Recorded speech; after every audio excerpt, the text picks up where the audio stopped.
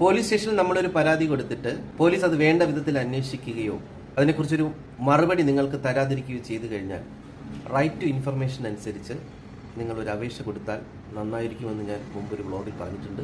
എങ്ങനെയാണ് കൊടുക്കേണ്ടതെന്ന് പലരും ചോദിച്ചിട്ടുണ്ടായിരുന്നു. അതിന് പ്രത്യേകിച്ച് വലിയ ഫോർമാറ്റ് ഒന്നുമില്ല. റൈറ്റ് ടു ഇൻഫർമേഷൻ ഓഫീസർ ഏത് പോലീസ് സ്റ്റേഷനാണോ അതിൻ്റെ address, pin number, phone number, email തുടങ്ങിയ കാര്യങ്ങൾ ടു അഡ്രസ്സിൽ വെക്കുക. ഫ്രം നമ്മളുടെ പേരും അഡ്രസ്സും മേൽവിലാസവും ഫോൺ നമ്പറും തുടങ്ങിയ ഡീറ്റെയിൽസ് എല്ലാം വെച്ചിട്ട് എന്ത് ആണ് നിങ്ങൾക്ക് അറിയേണ്ടത്. ഉദാഹരണത്തിന് ഇത്രാം തീയതി ഞാൻ കൊടുത്ത പരാതിയുടെ നടപടി എന്തായി എന്നാണ് നിങ്ങൾക്ക് അറിയേണ്ടതെങ്കിൽ അങ്ങനെ കൊടുക്കുക. പക്ഷേ അതിനും നമ്മളൊരു വിവരാവകാശം വഴി കൊടുക്കുമ്പോൾ അതിനെക്കുറിച്ച് മറ്റ് ചോദ്യങ്ങളും കൂടി ചോദിച്ചാൽ നല്ലതായിരിക്കും. ആ പരാതിയുടെ മേൽ നിങ്ങൾ FIR എടുത്തിട്ടുണ്ടോ? FIR എടുത്തിട്ടില്ലെങ്കിൽ എന്തുകൊണ്ടാണ് എടുക്കാത്തത്? FIR ഇട്ടിട്ടുണ്ടെങ്കിൽ അതിൽ അന്തിമ റിപ്പോർട്ട് കോടതിയിൽ സമർപ്പിച്ചിട്ടുണ്ടോ? സമർപ്പിച്ചിട്ടില്ലെങ്കിൽ എന്തുകൊണ്ടാണ് സമർപ്പിക്കാത്തത്? FIR ഇട്ടിട്ടുണ്ടെങ്കിൽ FIR-ഉം അന്തിമ റിപ്പോർട്ടുണ്ടെങ്കിൽ അന്തിമ റിപ്പോർട്ടിന്റെ പകർപ്പും നൽകണമെന്നും നമുക്ക് അപേക്ഷിക്കാം. മുമ്പ് രജിസ്ട്രേഡ് പോസ്റ്റ് വഴിയായിരുന്നു ഇതൊക്കെ അയച്ചുകൊണ്ടിരുന്നതെങ്കിൽ ഇപ്പോൾ അത് മാറി സ്പീഡ് പോസ്റ്റ് ആയിട്ടുണ്ട്. സ്പീഡ് പോസ്റ്റ് രജിസ്ട്രേഡ് പോസ്റ്റിനേക്കാളും കുറച്ചുകൂടി സ്പീഡി ആയിട്ട് കാര്യങ്ങൾ നടക്കും. ആണല്ലോ അതിനെ സ്പീഡ് പോസ്റ്റ് എന്ന് പറയുന്നത്, അല്ലേ? ആ സ്പീഡ് പോസ്റ്റിൽ നിന്ന് ലഭിക്കുന്ന റെസിപ്റ്റിലെ നമ്പർ ട്രാക്ക് ചെയ്ത് കഴിഞ്ഞാൽ അതിന്റെ പൊസിഷൻ, അത് റിസീവ് ചെയ്തോ ഇല്ലയോ എന്നൊക്കെയുള്ള കാര്യം നമുക്ക് അറിയാൻ പറ്റും. 30 ദിവസത്തിനുള്ളിൽ അവർ മറുപടിയും തന്നില്ല എന്നുണ്ടെങ്കിൽ നമുക്ക് റൈറ്റ് ടു ഇൻഫർമേഷന്റെ കമ്മീഷൻ ഓഫീസിൽ സ്പീഡ് പോസ്റ്റ് പ്രകാരം പരാതി അയക്കാം.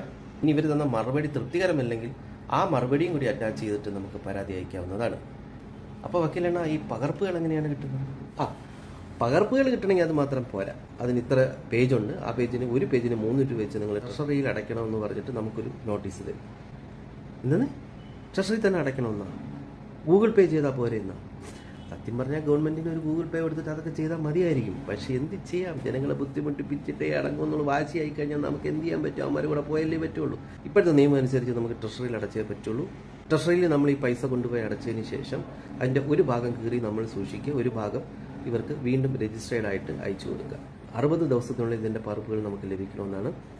ഇല്ലെങ്കിൽ നേരത്തെ പറഞ്ഞ പോലെ കമ്മീഷണർക്ക് പരാതി കൊടുക്കാം.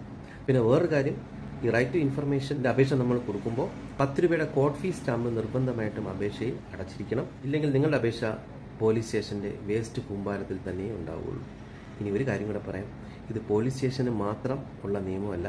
നിങ്ങൾക്ക് ഏത് സർക്കാർ ഓഫീസിലാണോ ഇൻഫർമേഷൻ ലഭിക്കേണ്ടത് അവിടെയെല്ലാം ഈ രീതിയിൽ തന്നെയാണ് കൊടുക്കേണ്ടത്. ഓരോ ഓഫീസിനും അവരുടേതായിട്ടുള്ള ഇൻഫർമേഷൻ ഓഫീസറിനെ നിയോഗിച്ചിട്ടുണ്ട്.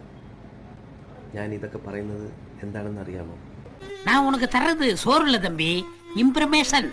இம்ப்ரமேஷன் இஸ் வெல்த்.